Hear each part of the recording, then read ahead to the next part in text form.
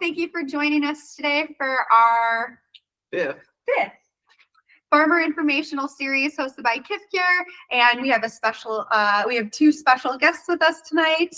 I'll let each of you take a moment to introduce yourselves, your business, and kind of how maybe you got into the industry. Awesome. Yeah. We'll start with Cody here. Awesome. Yeah. So my name's Cody. I run a company called Hemp for Humanity in Michigan. And I started farming hemp in 2021. Started on the farm with the goal to produce hempcrete housing. So for the past 3 years, I've been doing small scale farming, everything from the floral varieties to fiber and grain, and doing research on different varieties and genetics and how planting characteristics in genetics play a role in finished products such as hempcrete. Awesome. Keith, will you take the stage here for a minute and tell us a little bit about yourself and your company? Yeah, definitely. I'm Keith Spence. I basically got into cannabis to help myself. I'm a lifetime cannabis user. My company is Botanically Correct. I make CBD products and work with medicinal mushrooms also. Basically, I was paralyzed by a brain aneurysm, and I was doing nuclear medicine in the hospital. And I could no longer work with radiopharmaceuticals because I'd lost my left side to paralysis after the bleed. I found that cannabis helped me get my left side back, like real quick. Started getting healthier, everything, and then I wanted to take this medicine and teach others how to heal themselves with this divine plant. And I couldn't do it here in Texas in 2015. The laws weren't with me, so I moved to Colorado. Went there, and this field behind me here was my first field that we did. I did this for 5 years, 5 acres. We grew mainly cherry and number 5 when it first came out. Basically, and then it moved on to many different names and crosses. But yeah, now I'm down here in San Antonio taking care of my family and working with the coalition, the National Industrial Hemp Coalition, and we're just trying to change the world and give everybody a healthier alternative. Awesome. Thanks so much, Keith. Jarrett, will you introduce yourself, your business, and kind of how you got in the industry? Sure. Jarrett Berg, co-founder and CEO of Kifcure. We're a Midwest-based total hemp solutions company. We work with many farmers over our existence here at Kifcure, primarily throughout the Midwest here. And what got me into hemp actually was back in 1999. When I was still in college, I had started my first hemp company. It was a hemp clothing company, and we were making 100% hemp clothing at that time, importing our materials from overseas at that time because there was no hemp to be spoken of here in the States. Really opened my eyes to all of the wonderful benefits that this plant brings, not just from the medicinal side of things, but from the industrial construction piece to fabrics, like I said with the company I started, and really a little bit before our time then, and got back into it in 2015 when we were building some cannabis hemp companies at that time. So, and here we are, about 25 years later. And my name is Kelly Burke. I double as Jarrett's wife, and I'll be moderating today. I'm also a partner in Kifcure and really excited to be here with you guys. Thank you so much for joining us this evening, and we're really excited to dig in. So I think right now we're in a really unique time with the state of the industry. Lots of things are sort of kind of out there in the unknown. We're in an election year. Regulations are different state by state, and we're kind of, I think a lot of businesses in the hemp space are sort of looking forward to navigating this new landscape, whatever that ends up being, and trying to prepare themselves as best as possible for what's to come.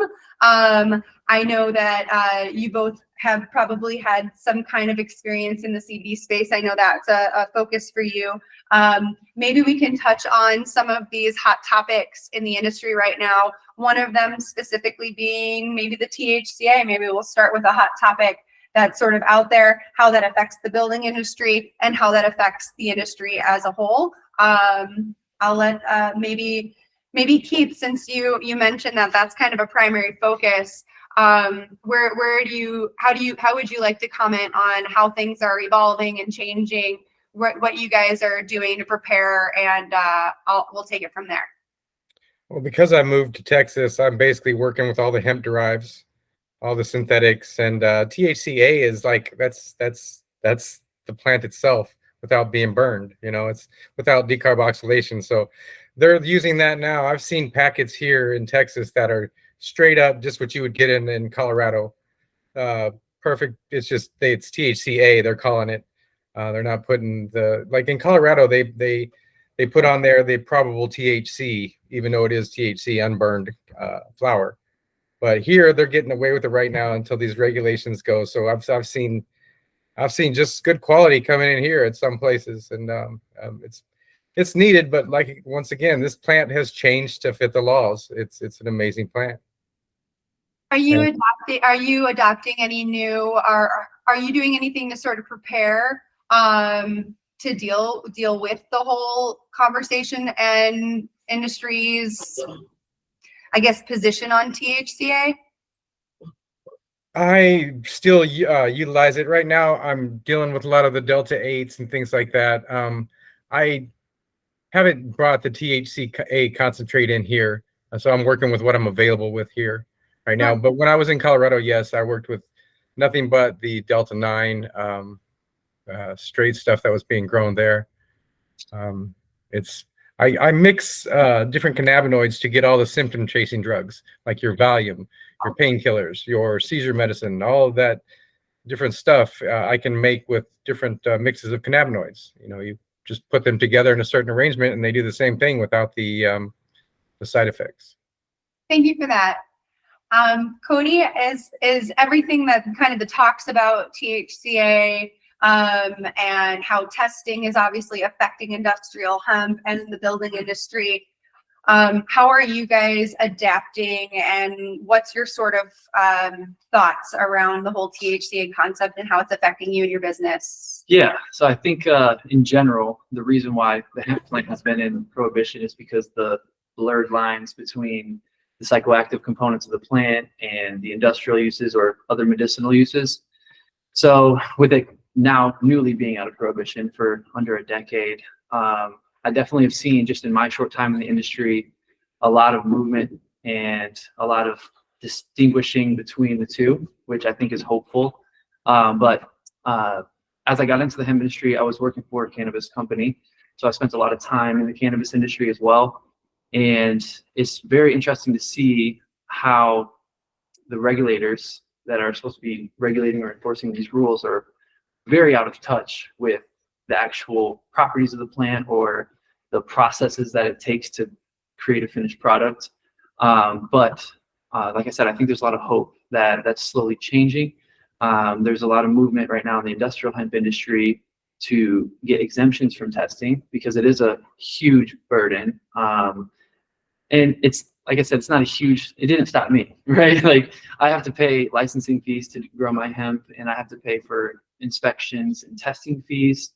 But the products that we're making, I think, are definitely worth that. And I don't think that's very long lasting, especially with federal legalization kind of being on the horizon. I do believe that we'll be able to see more separate regulations for industrial hemp, and then more clarity on the oil floral side, to where if we do need to regulate THC, if it doesn't get declassified or anything like that, just more appropriate regulations, more akin to alcohol and tobacco industries, where if you're in an industrial processing facility for cannabis, you're getting more enforced than regulated. And I would like to see that change. And I definitely think there's hope for that. So.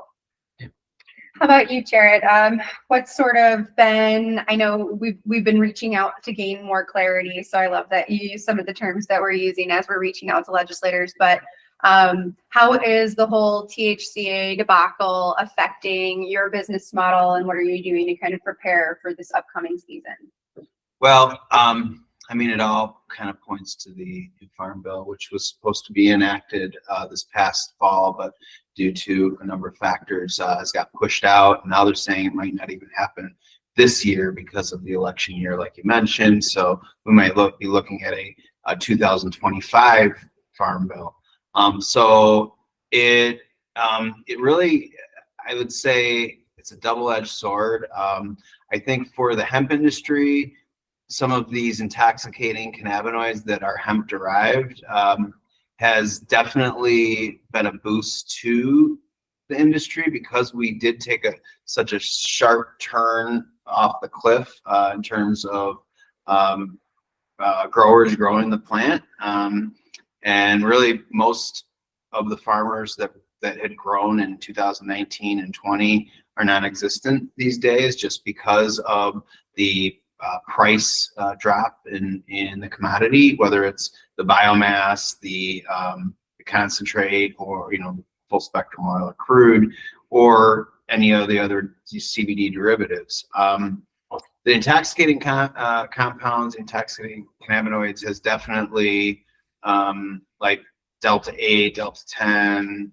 and THCA is something that we ourselves did not really jump into, because as Keith was mentioning, I mean, there's a fine line there. I mean, yeah, one day it could be THCA, and then if you keep it in your car too long in a hot day, well, then it turns into Delta 9, and you just have straight up, cannabis that you're holding or trying to sell. So we ourselves did not take that big leap into like many did in this industry, just kind of in states like Colorado, or maybe or Oregon, where they have an oversupply of flower.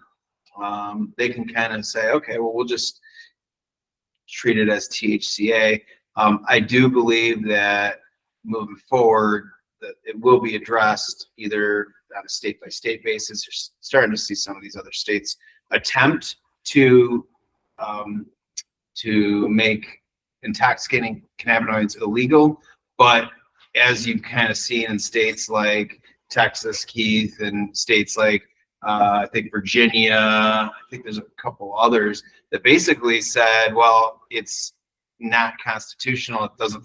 The law is written as it is, and that's anything hemp derived under 0.3%. Delta 9 is deemed hemp derived.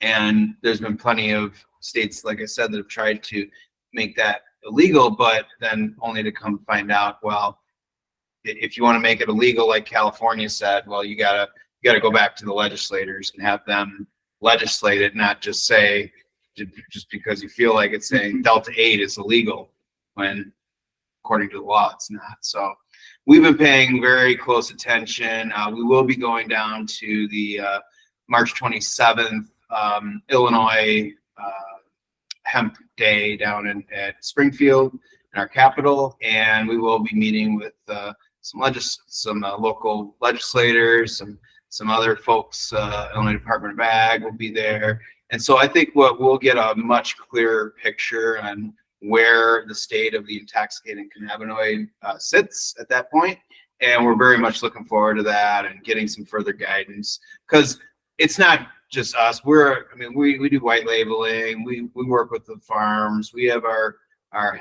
Kifcure hemp farm services. So it's really challenging for us trying to advise these farms to say, well, what should we grow this year? And they're hearing all the THCA stuff and all of these different compounds. Should I grow THCA? I can't really give them a good answer on that right now, because of this in limbo type of situation.